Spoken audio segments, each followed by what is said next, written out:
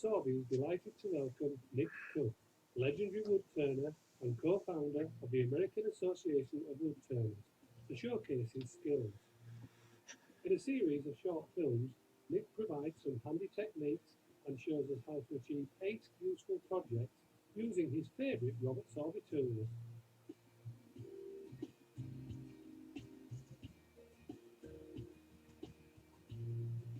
This project is very simple. It's called a garden dibble.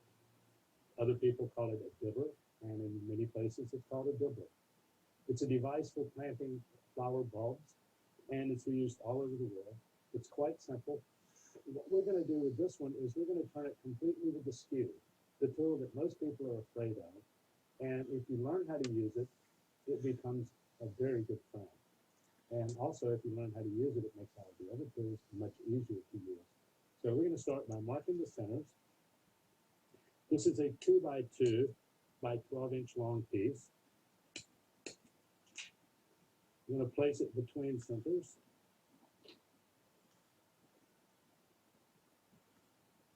Lock the quill in place. This is maple. Maple and ash are two of the woods that I use for it. Just adjust the tool rest, make sure it clears, and crank it up. This is the 1.25" oval skew. It's my favorite skew, and I've been using it for years, ever since it came out. It's the first one to come out with a rounded edge on the bottom. It's not the ideal tool for roughing out, but it certainly works. And by starting to rough out with it, it'll make yourself familiar with it. You're taking small bits. Just lock my tool rest. And the whole object is to keep this long point above the surface. If that engages, it's going to give you a nasty catch and possibly ruin your work. You always want to go very slowly, take very light cuts. I prefer to call it working with finesse, because you can always take more off. It's impossible to put it back on once you've taken it off. Once you get the finesse down, it's more about fluid motion. You notice how smoothly I move the tool across the tool rest, taking very light cuts.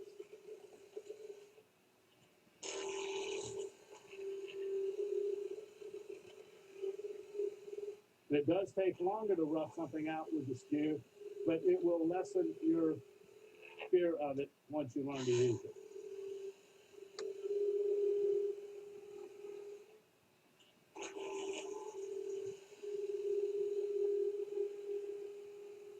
Now I'm going to flip it over and remove the other end.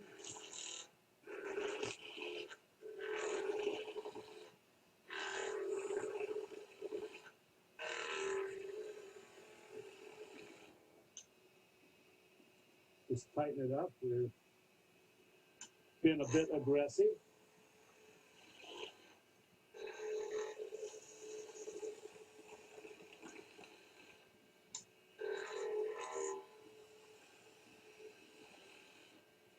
Just going to stop for a moment and move the tool rest a little closer and a little higher. Should always stop the machine when you do that. Take a light finishing cut.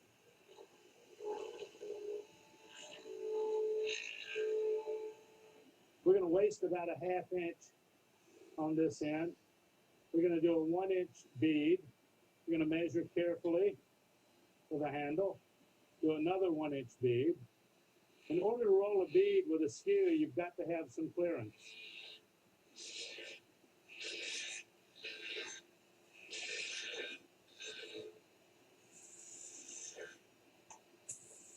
Using the long point, we're making half V cuts on either side of what's going to become the bead.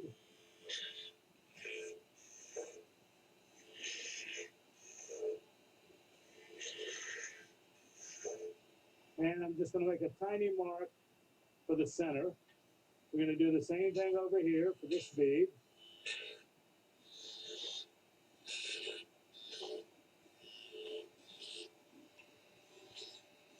If you do this by the book, technically speaking, these relief cuts need to be half half the width of your bead. So these should be about a 1/2 inch deep. I don't worry too much about that. Again, we're going to raise the tool rest just a bit. And we're going to switch from the long point or the toe to the heel. And as we cut with the heel, we're just going to use a tiny bit of it. We're going to exaggerate the height. We're going to let the back of the tool touch, and we're going to roll down until we get the cutting edge in contact. 3 motions have to take place simultaneously here. You've got to lift the handle, you've got to roll the tool, and you have to push the tool sideways across the tool rest. If you lift the handle too quickly, the tip is going to engage too rapidly and kick back. If you roll it too quickly, the same thing's going to happen. Sliding it on the tool rest too quickly is just going to make it stop cutting. You notice we're just taking tiny bits. Don't get in a hurry. Don't try to take too much. Switch to the other side. Do exactly the same thing. You may find it easier to cut in one direction than it is in the other. And that's just your body motion and muscle memory. Once you get to the point where the tool is vertical, then you would draw it straight away. And you should have a relatively smooth bead. There's just a little crown on top of this.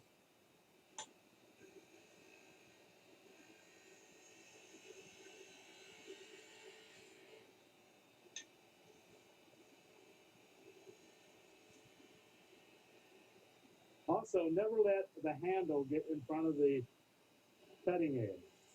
If you always point the tool in the direction that you're cutting, and you keep the handle behind it, you should be clear and be able to make a light, easy cut. Once you let the handle get out in front of it, it's going to catch and kick back on you.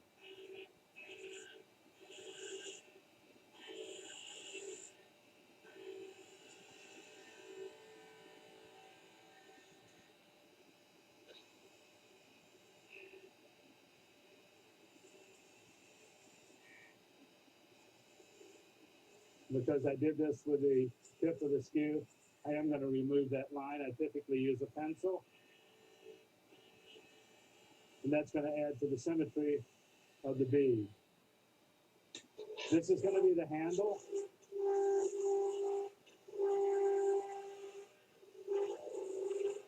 And I'm getting a little tear out because the grain is changing directions in here for some reason.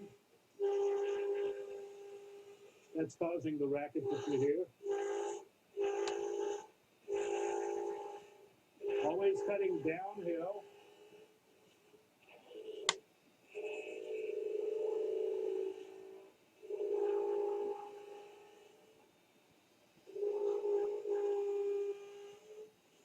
You can make the handle to fit the size of the hands that we're going to use it.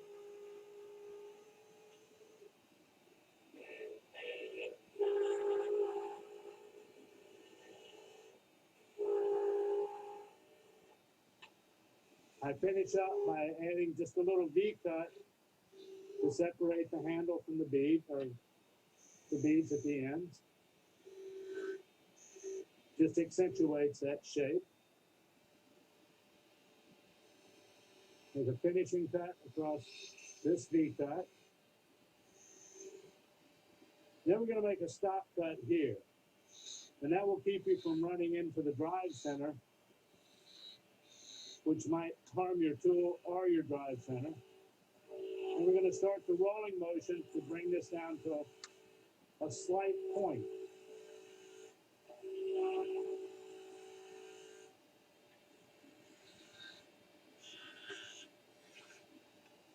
It doesn't have to be very sharp. This is for use in prepared soil.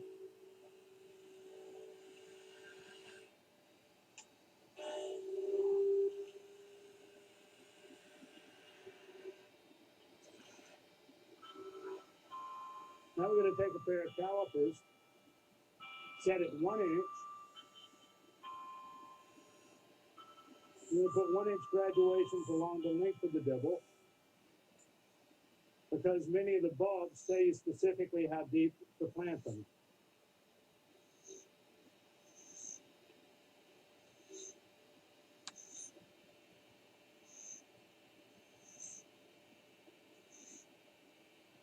You can also take a wire and burn those in if you prefer.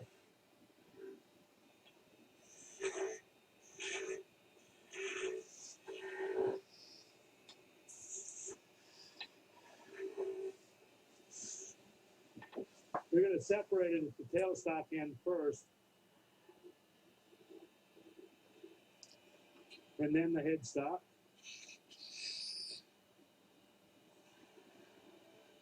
And again, it doesn't have to be a very sharp point.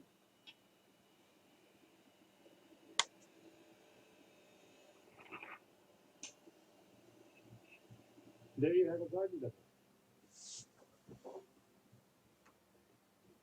This project can be sanded and finished as needed. And if you'd like more information, go to the Robert Sorby website or visit our YouTube channel.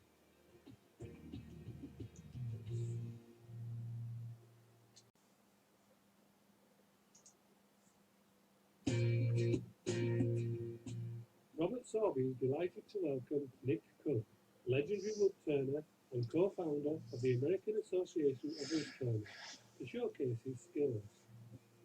In a series of short films, Nick provides some handy techniques and shows us how to achieve 8 useful projects using his favourite Robert Sorby tools.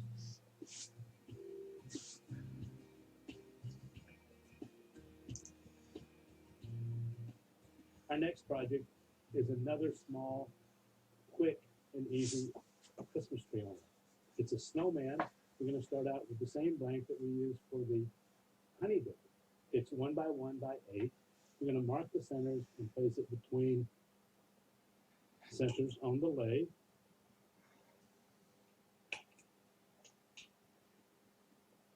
This will give you a little more practice with doing details.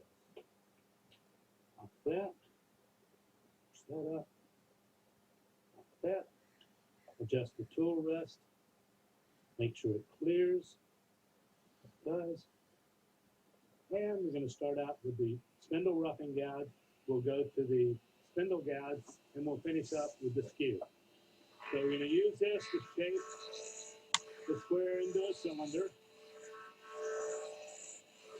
Again, rolling from side to side to utilize the entire cutting surface. And then we're going to go to the spindle gouge.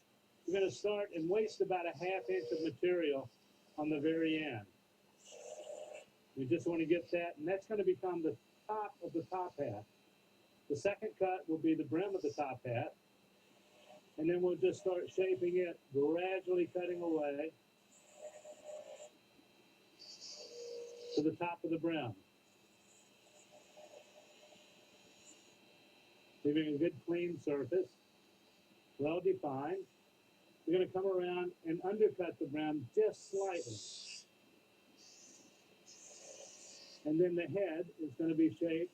We want to make the top of the head match the bottom of the hat so that it doesn't look like pointed head. This just becomes a bead.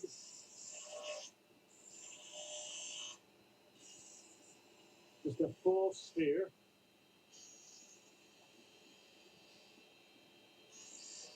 This becomes the shoulders.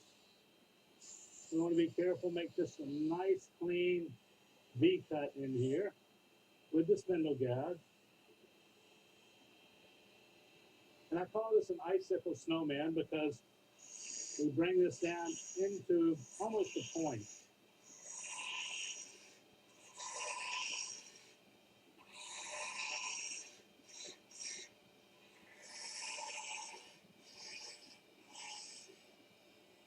We're going to do the finishing cut here with the skew just to make it a lot smoother.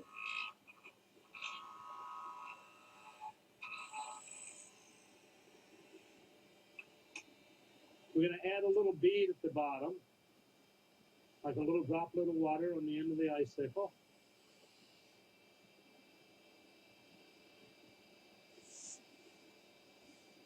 And then just to ensure that everybody knows that it's a top hat, we're going to add a hat band by burning or scorching it with a piece of tempered hardwood. Most anything will work for that.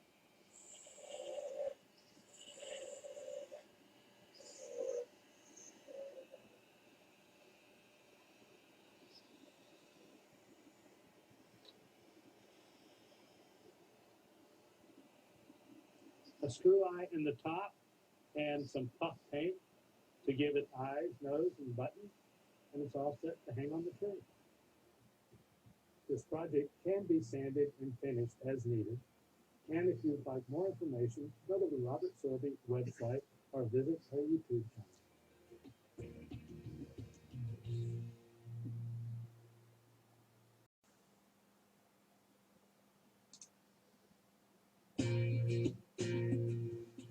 Robert Sorby is delighted to welcome Nick Cook, legendary woodturner and co-founder of the American Association of Woodturners, to showcase his skills.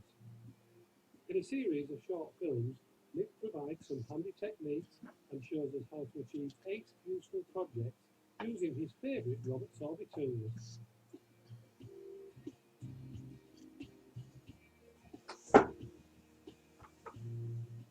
By far the easiest item that I make is a honey dipper. And I'm going to start with that with a 1x1 about 8 inches long. I'll mark the centers. And from there, we'll put it between centers. And we'll start the lathe. Want to make sure that your quill is locked in place.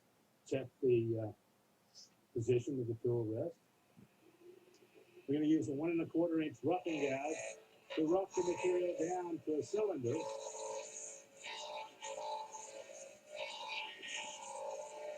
You notice I'm keeping the tool against my body to stabilize it.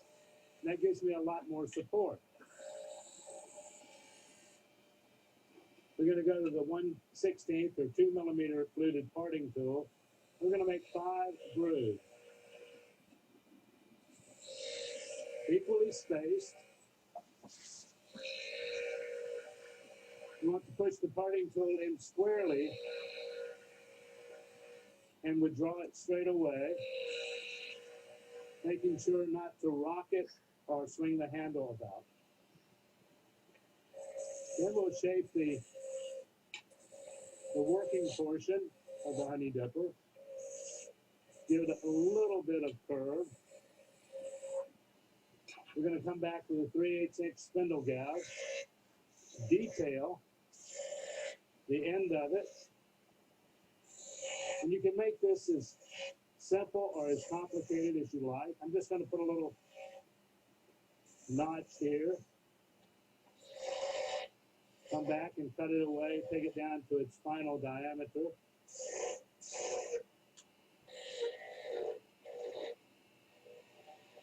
Then we'll come back with the spindle roughing gouge and shave away some of that excess material.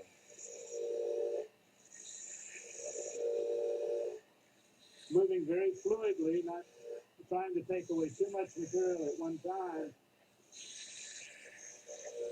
As the material becomes smaller in diameter, you'll notice a little bit of flex to it. So we support it with our fingers.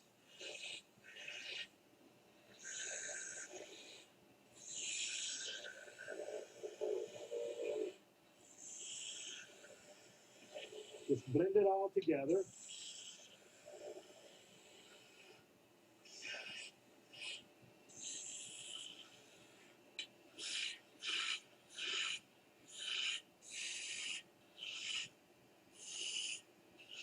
Give it a little shape in the handle. We'll come back to the spindle roughing gouge. Take away most of the excess material, keeping enough so that it's supported. And then we always want to come back and separate it first at the tailstock end.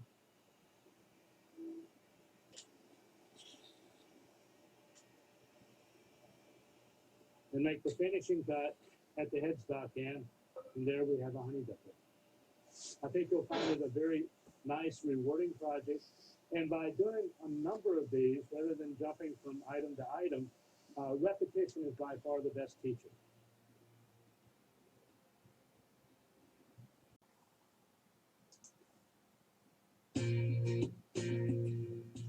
Robert Sorby is delighted to welcome Nick Cook, legendary woodturner and co-founder of the American Association of Woodturners, to showcase his skills. In a series of short films, Nick provides some handy techniques and shows us how to achieve 8 useful projects using his favourite Robert Sorby tools.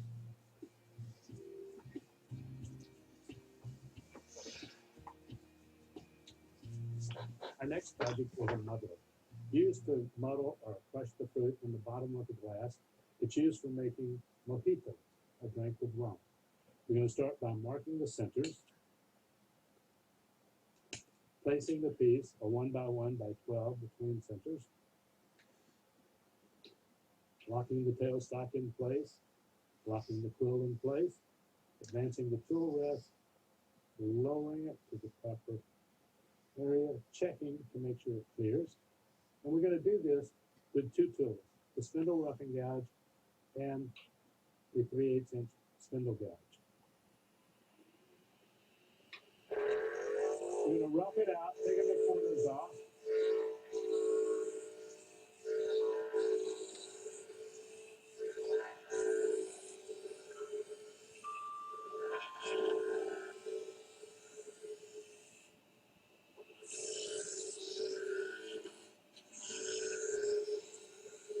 Once again, I'm rolling the tool in the direction that I'm cutting to utilize the entire cutting edge. This way you won't have to sharpen quite as often.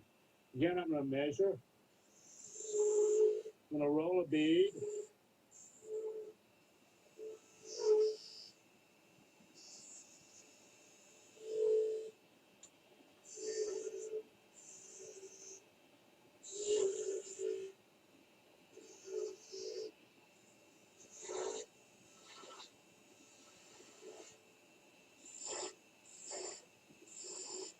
I'm using my left hand just to stabilize the material because it's quite small in diameter.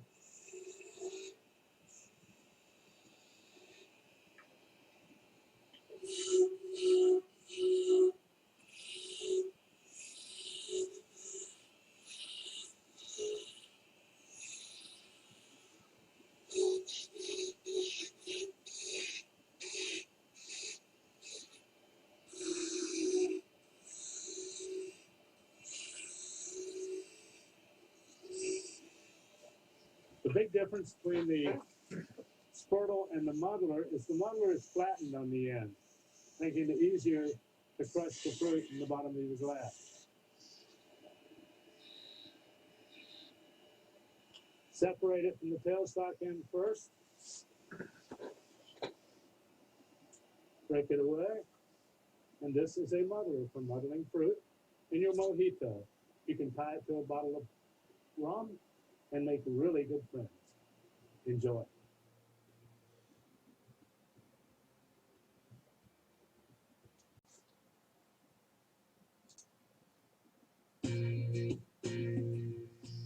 Robert Sorby is delighted to welcome Nick Cook, legendary woodturner and co-founder of the American Association of Woodturners, to showcase his skills. In a series of short films, Nick provides some handy techniques and shows us how to achieve 8 useful projects using his favourite Robert Sorby tools.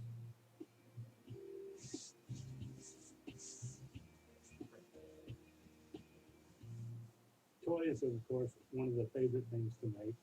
And these are toys that you can make for young and old. From about 3 years up, everybody enjoys spinning tops. We're going to start with a 2 by 2 about 6 inches long. We're going to use the center punch and mark the centers. And we're going to place it between the centers and turn it to a cylinder, and then turn a tenon on the end. The tenon will allow it to fit into the chuck.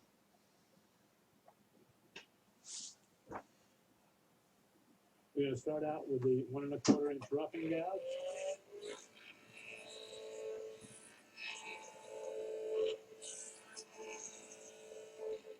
Knocking the corners off.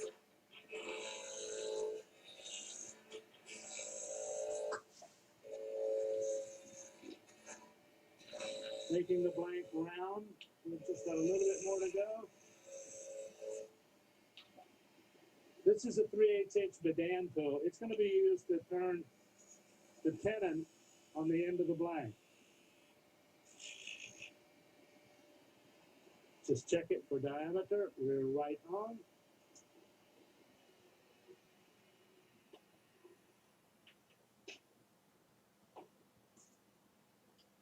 We want to take away the live center to avoid hitting our elbows on it. I'm going to knock out the drive center and attach the chuck. This is going to allow us to hold it by one end, leaving the other end completely exposed so that we can turn it away.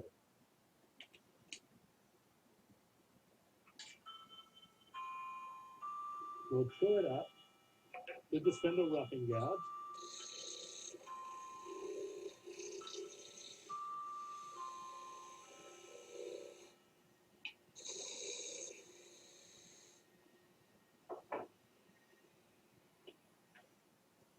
Move the tool rest a little closer to it. This is a 1/4" bowl gouge. It has a little bit different grind than I normally use for a bowl. This is more like a spindle gouge, and I like it because it removes a lot of material very quickly.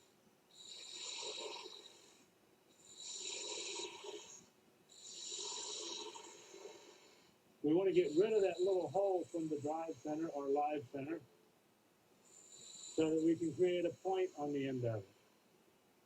There's a variety of ways of making spinning tops. I'm going to show you two. This one is going to have the bulk of the material on the exposed end, and then the stem running back towards the headstock. Before we do anything else to it, I'm going to take the chatter tool, adjust it out just a little bit. This is going to vibrate against the material and create a pattern.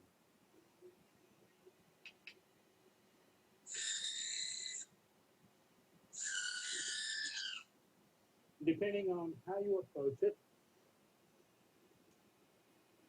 and which way you drag it across the surface, it will make a variety of patterns. We'll come back to that.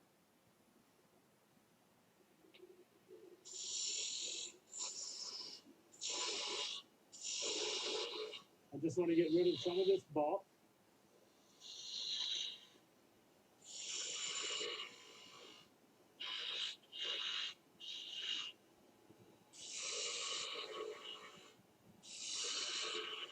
And this will become the stem of the top.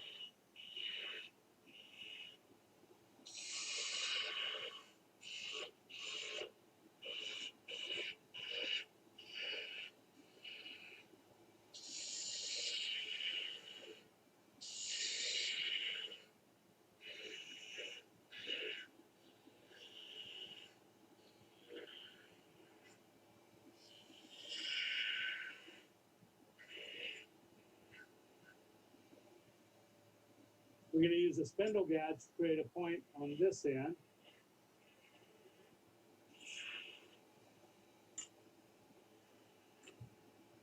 And it flies away. We'll continue to make another top, leaving the stem at this end.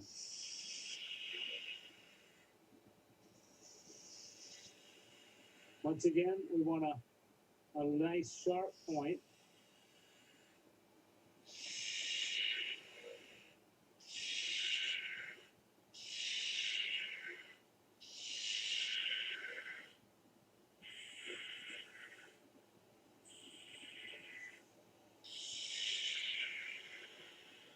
Removing lots of material. You can make this stem as long or as short as you want. You can detail it any way you want to.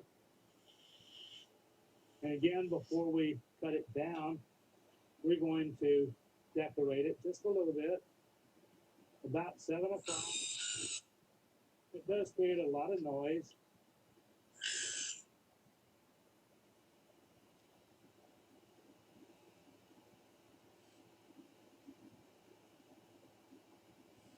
A marker highlights the texture.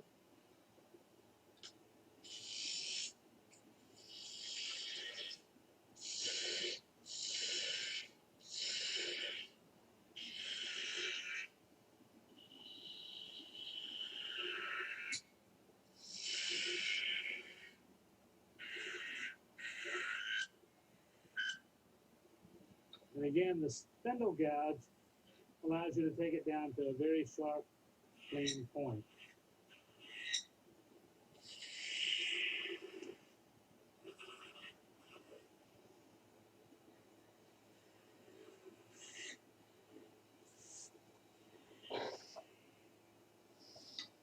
And there you have top number 2.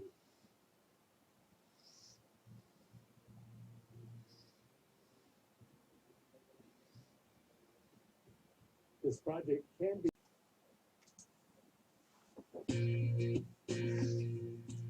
Robert Sorby is delighted to welcome Nick Cook, legendary woodturner and co-founder of the American Association of Woodturners, to showcase his skills. In a series of short films, Nick provides some handy techniques and shows us how to achieve 8 useful projects using his favourite Robert Sorby tools.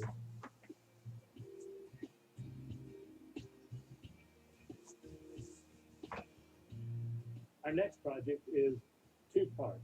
We're going to do a little bit of spindle turning and then a little bit of end grain hollowing. It's going to be a coffee scoop. We're going to use all the basic same tools. We're going to add one more, which is a shear scraper, a little round nose shear scraper. It works extremely well in grain hollowing. So we're going to start out with a contrasting wood, and it can be anything. And this is going to be the handle of our coffee scoop. I'm going to place it between centers. And just as we've done with other projects, we're going to rough it out with a spindle roughing gouge.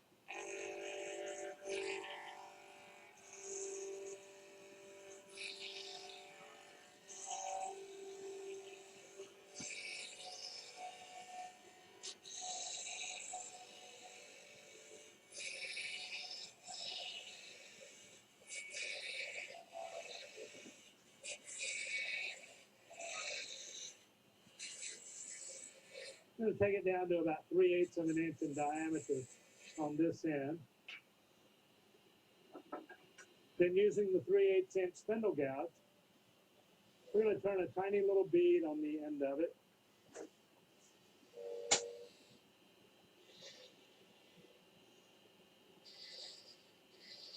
And do a little bit of detailing.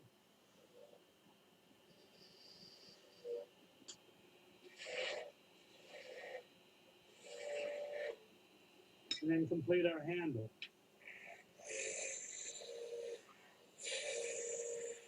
This is about 8 inches long.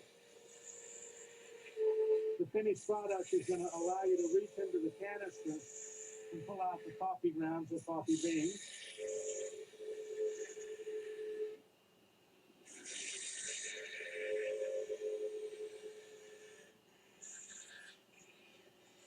A little vibration here, so we'll just add our hand.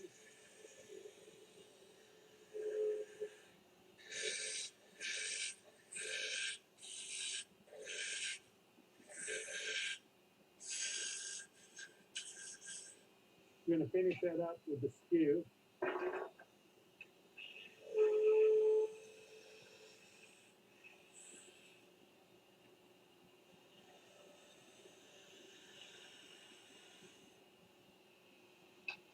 Then we're going to turn a tenon on the end of it using a bidan tool. And rather than calipers, I'm going to use an open end wrench. This happens to be a 1/4 inch.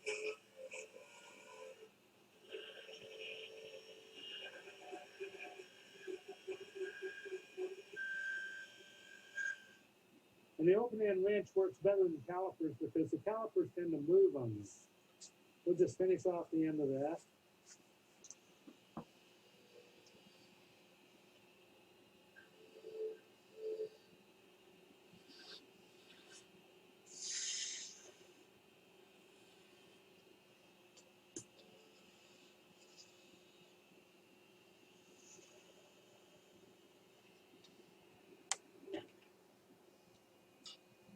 That's going to be the handle. Now we're going to take a 2x2 piece, about 6 inches long. It's actually big enough to make 2 or 3 cups for the coffee scoop. But we first need to turn it around and put a tenon on the end of it.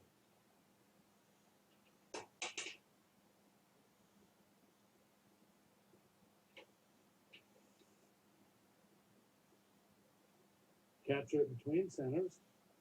Check it.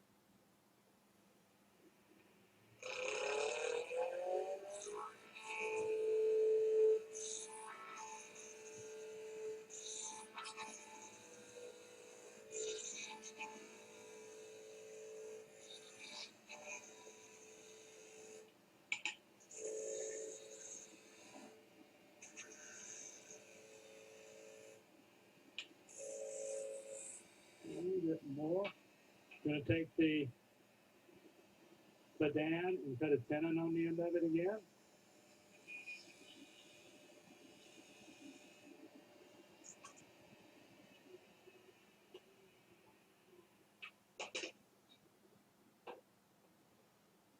Remove the drive center and attach the chuck.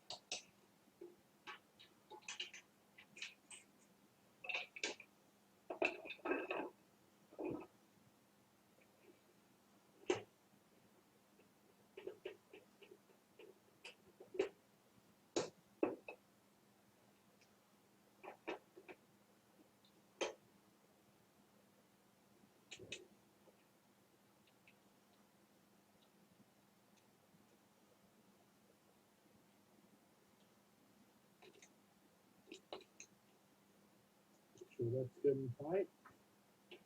Again, we're going to true it up. The spindle roughing gouge.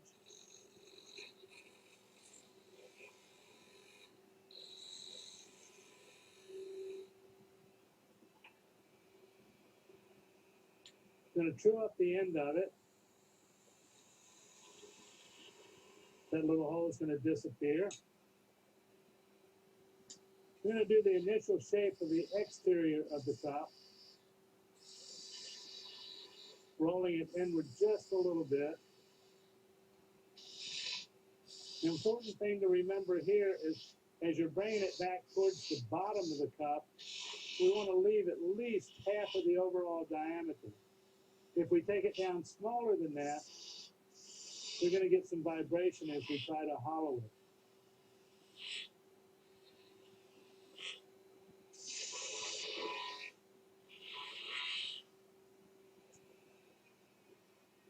Before we hollow it, we're going to take a drill and we're going to drill a hole in one of the face frame sides of it. We don't want to use the edge frame because it's more likely to crack that way. So about a 1/2 inch down, aiming towards the center and slightly askew. Drill a hole. That's for you. If we wait until after we hollow it, then it's going to pop out on the interior. Now we're going to do a little in-grain hollowing with the spindle gouge. We want the tip of the spindle gouge right at the center, and we're going to go in as a drill bit just shortly, and then roll the tool away from us, chamfer the inside of the lip, go in a little, and pull the material out. This is a scraping cut, but on end grain it does a very fine job.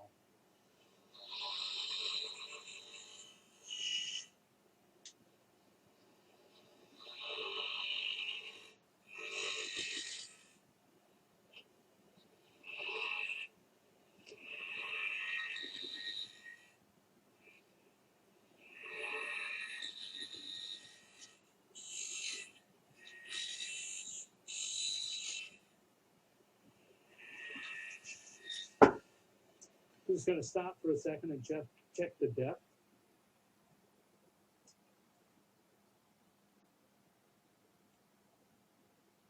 Oh, just about there.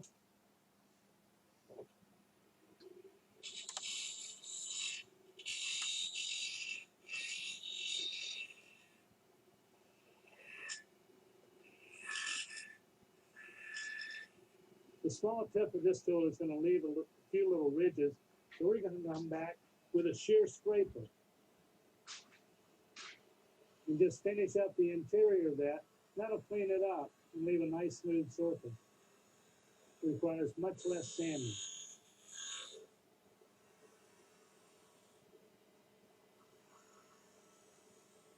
You'll see from the very fine shavings that it's leaving a smooth surface. I'm just going to check it.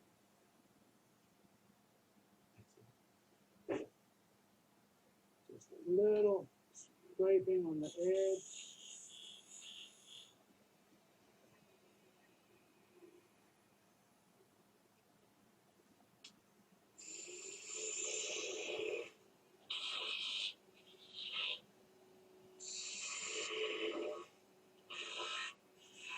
Come down and bring the bottom all the way down to separate it.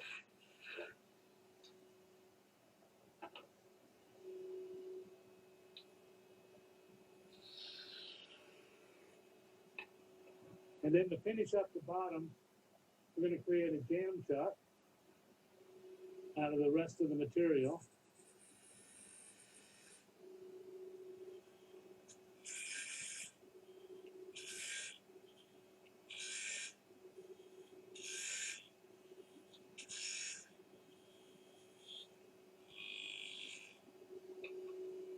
Get it close and then we'll work on it.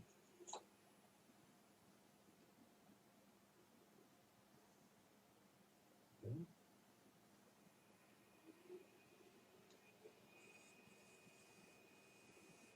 And we just round this out on the bottom.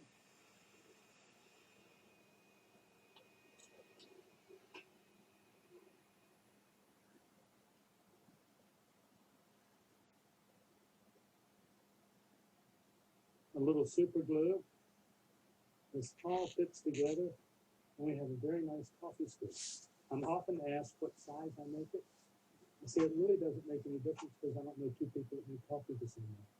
So there you are. Enjoy.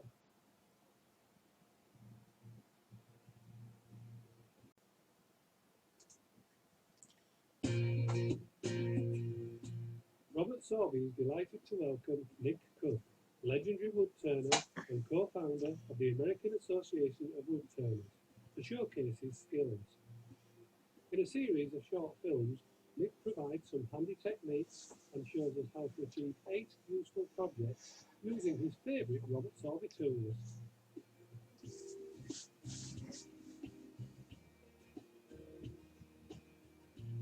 Our next project is going to be a platter. It's going to be maple or sycamore, and we're going to do something a little bit different to it. Once we've turned the basic shape, we're going to use the Sorby texturing tool and texture a portion of it and then color that texture. So we're going to start by drilling a hole in the center of it and attaching it to the chuck using the screw chuck.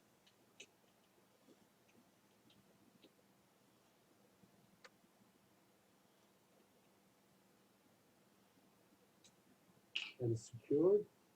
I'm going to drill a 3/8 or 8mm hole.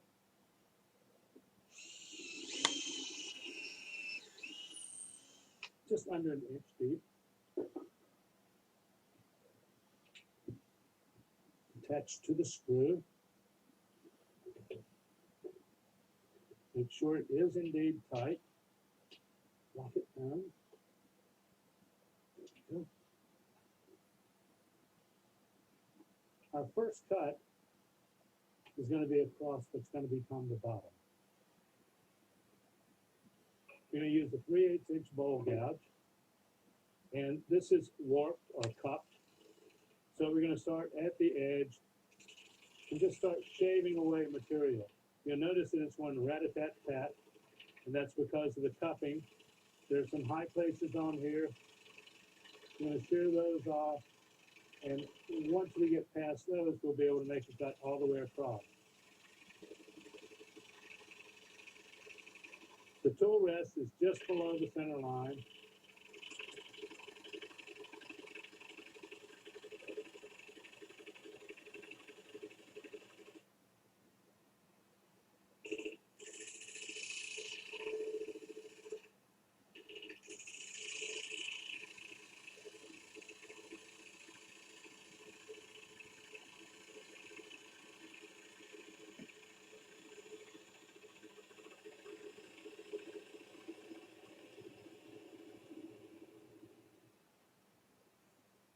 raise the tool rest just a bit.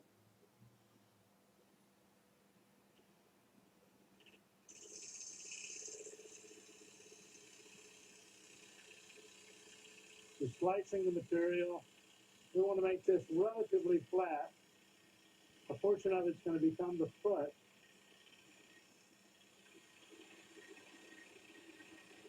We want to make sure it doesn't wobble when you sit it on the surface.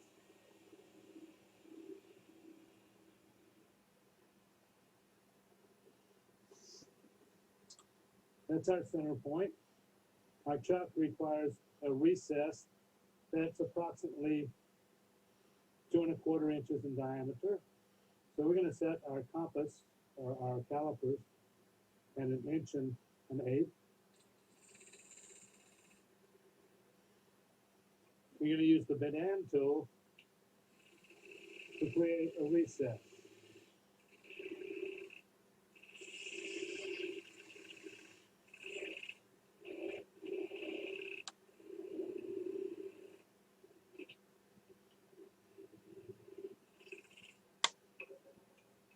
Just get rid of that little nubby.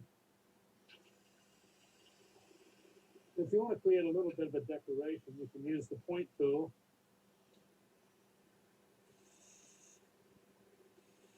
And do 2 little concentric lines, and that's where your name will be added later. Now, our foot of the bowl is going to be about half the overall diameter, or around 6 inches. So that's going to be the foot.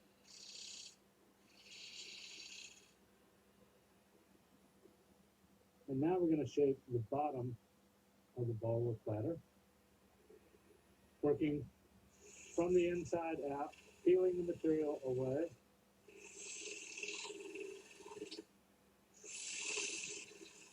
What I'm looking for is one continuous light curve that goes from the foot up to the rim.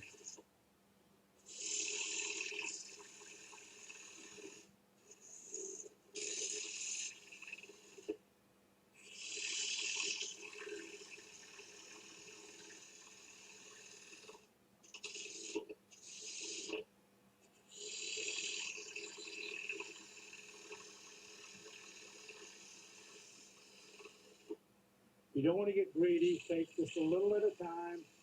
Lots of light cuts.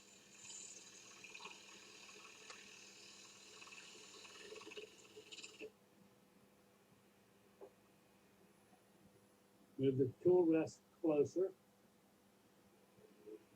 You want as little space as you can keep between the tool rest and the material.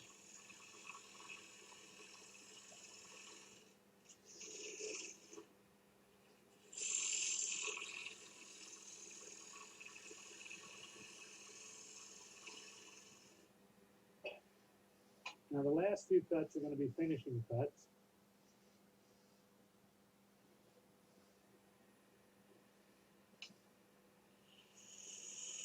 Delineate that, and then we're going to turn the tool almost all the way over. We're going to do a shear cut.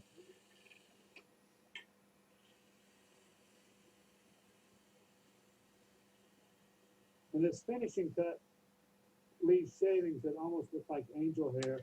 And the finer they are, the less sanding you're going to have to do. And so far, I haven't found anyone who likes to sand.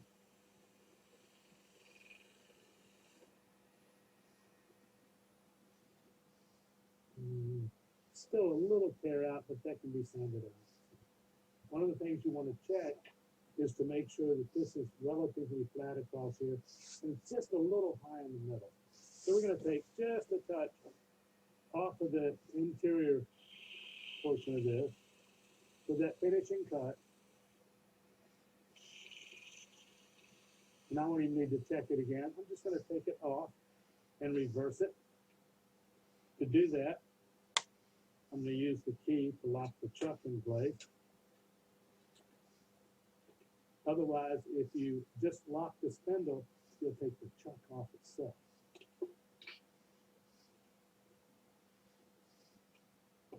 That off, we'll remove the screw center.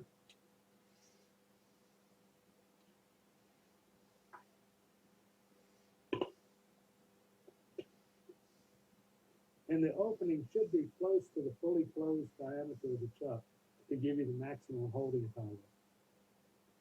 If you make a 3-inch recess and use 2-inch jaws, then you only have 4 points at which it touches. That wobbled just a little bit, so we're going to rotate it just a touch, and that usually resolves it. Make sure it's good and tight.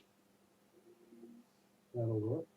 Now that it's in the chuck, we're going to take and do a shear cut just across the rim. And I want this to be relatively flat. We don't want a sharp edge that would allow you to cut yourself or make it fragile.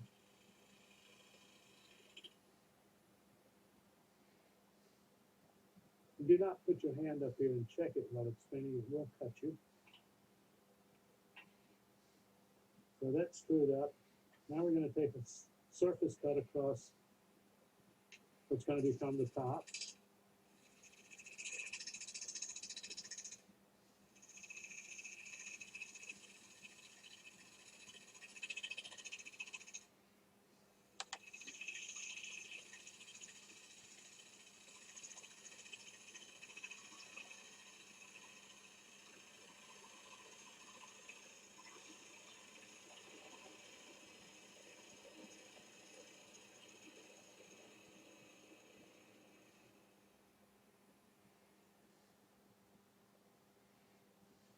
There's a few little ridges in there. We're going to take a real light cut across what's going to become the rim.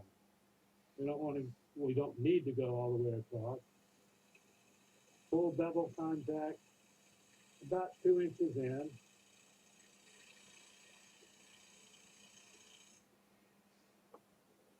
And then I'm going to mark an area about a 1/2 inch in and about a 1/2 inch wide. I'm going to take the Sorby texturing tool. I want to make sure that it's not going to bump into the tool rest. We're going to add a bit of pressure. We're going to keep the thing moving.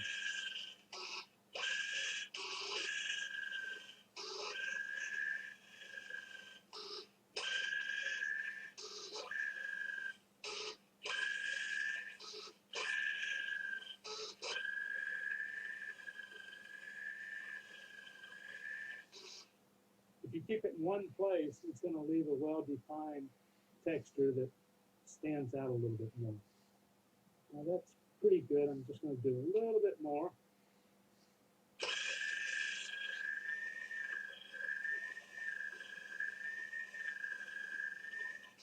This comes from holding the tool straight up and down, and it's what I refer to as an orange peel effect. And you can leave it like that and just remove the lines, or if you want just a little bit more impact, we can take the point tool and with one of the flats straight up and down,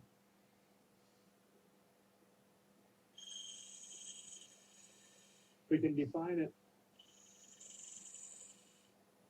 so it really stands out a little bit more. And if you want to stand out just a little bit more than that, you can take a small bowl gouge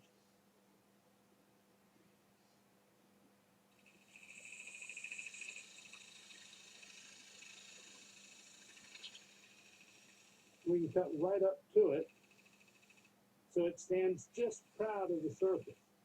Now, if you try to do that in this direction, chances are you're not going to be able to control the tool and it's going to want to skate outward. So what I do is move it all the way over. I reverse the direction.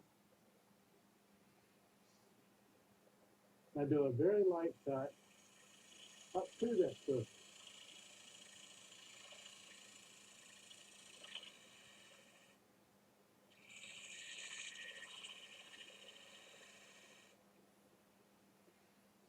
Now this is a three-dimensional surface and it stands proud of everything else. To really make it stand out, you can color it. Doesn't hurt to take a little Scotch-Brite or a stiff brush and brush that off. But we're going to take a piece of Coca-Cola, and it can be any resinous wood, and the resin from the wood will actually color that area. And it takes what was normally a blasé piece of wood it adds color and texture to the piece. So from there, we can go in and do the rest of the piece. All of this needs to be done before you take the center out, because if you take the center out first, then this is going to vibrate quite a bit.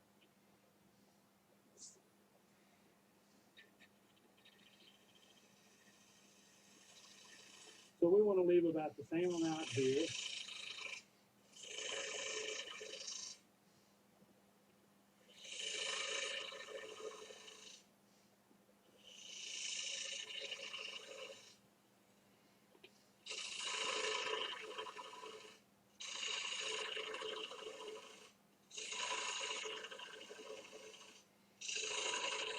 Again, keeping the maximum support in the center of the piece.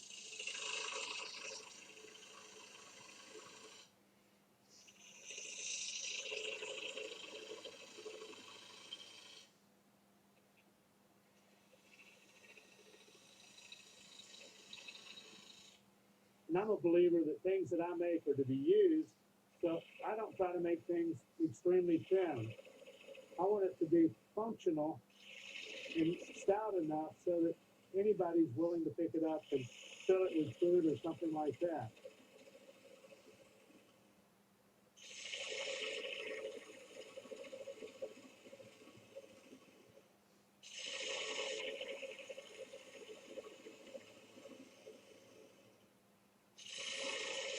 The more you can make this cut in one continuous motion, the better surface you'll have on the interior. And what we're looking for in the end is one continuous curve that goes from rim to rim.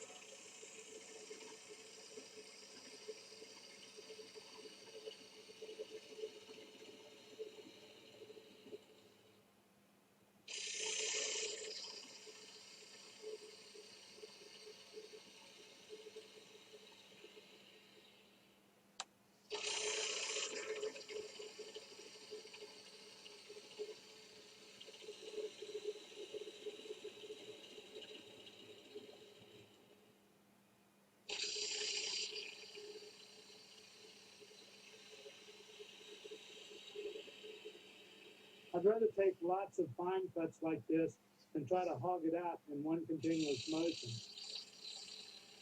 When you do that, you tend to tear at the end grain and leave little pitted areas that are very hard to sand and finish. My solution is to make every cut as if it were a finishing cut. Just never make that last cut. That's always the one that goes through the bottom.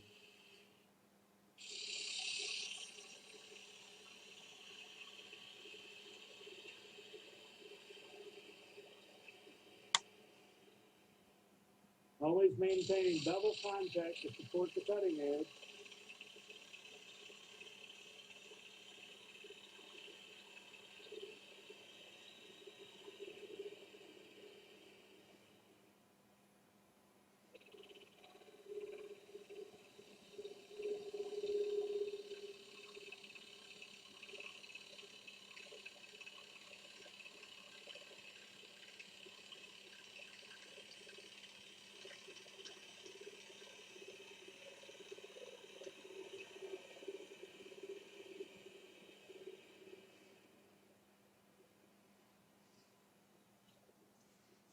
There we go. We have one continuous curve.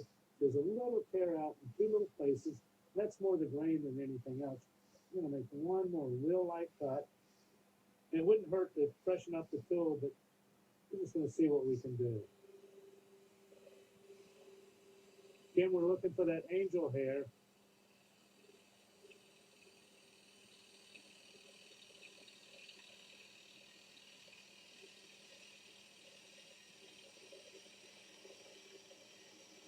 By coming all the way through the center, we shouldn't have any lumps or bumps. Still just a little bit of tear out, but that's on the grain.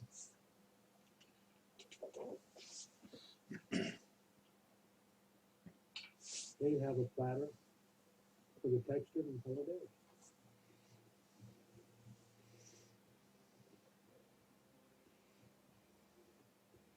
This project can be sanded and finished as needed. And if you'd like more information, go to the Robert Sorby website or visit our YouTube channel.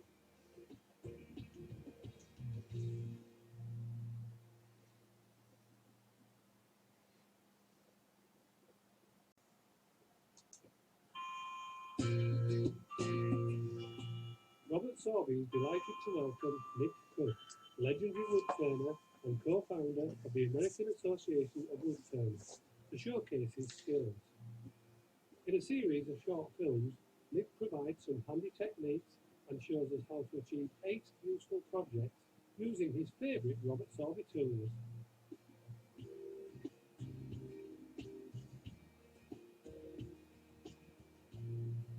Our next project is going to be a pen. It can be a ballpoint pen, a marker pen, or a fountain pen. It can be any number of things. It's one of the many kits available for turning. And it's how most people get started in turning.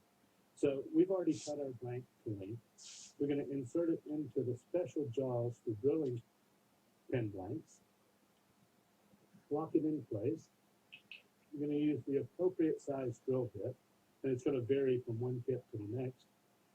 And with the drill set, I'm going to run the lathe about 400 to 500 RPMs. Just gently start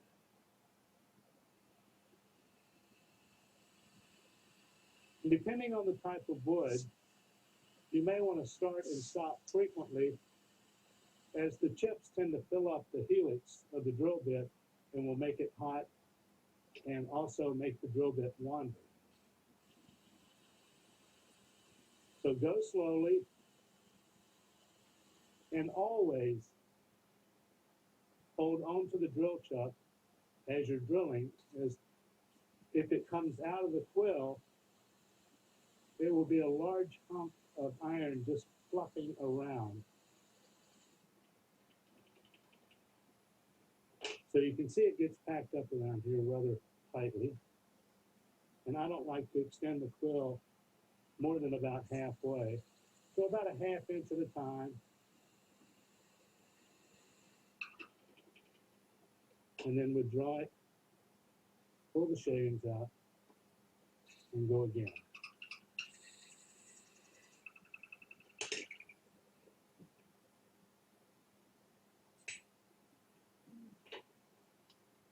I'm going to take this out.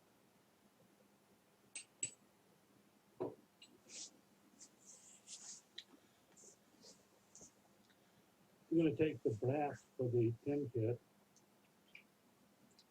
put a little CA glue on it.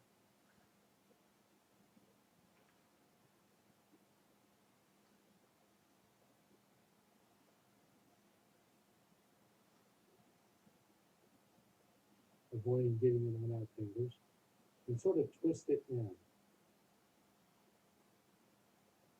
And bring it right up to the surface. It's going to take it a few minutes to set up.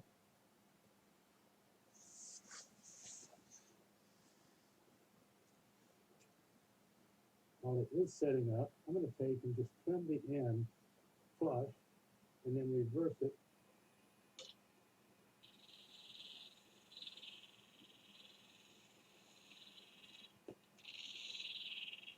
And just a little scraping cut. I'm going to reverse it and do the same thing on the other one.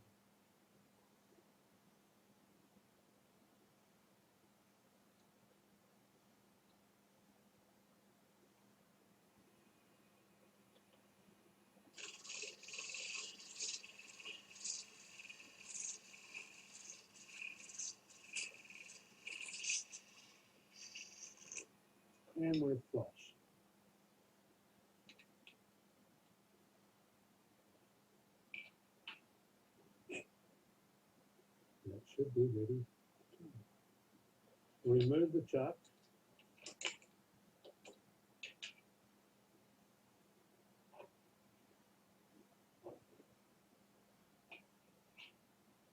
Set up the pin mandrel.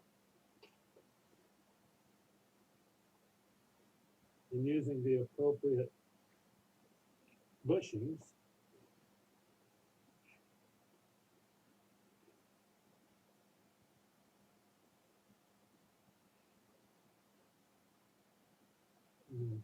apply that to the mandrel, lock them in place, bring up the tail stop,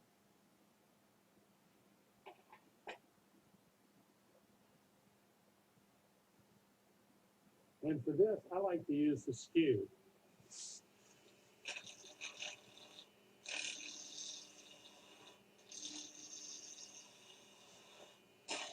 This is going to give us a nice clean cut. We're not removing a great deal of wood, so you don't have to worry about roughing it down.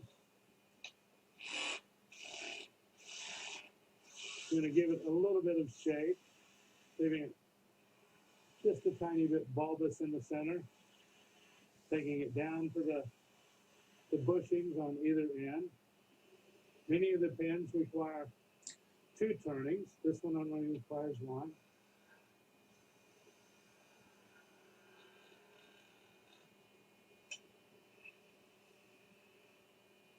Now you can sand and finish it with your favorite finish.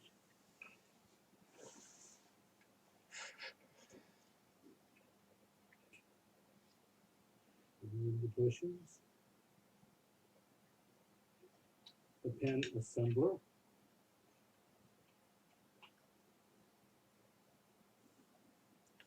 This one requires a little bushing with threads on it. It's going to go right up in here. Pushes in just like that. I'm going to take the spring, put it here, push this up into here, and this should all screw together just like that. We have a pin.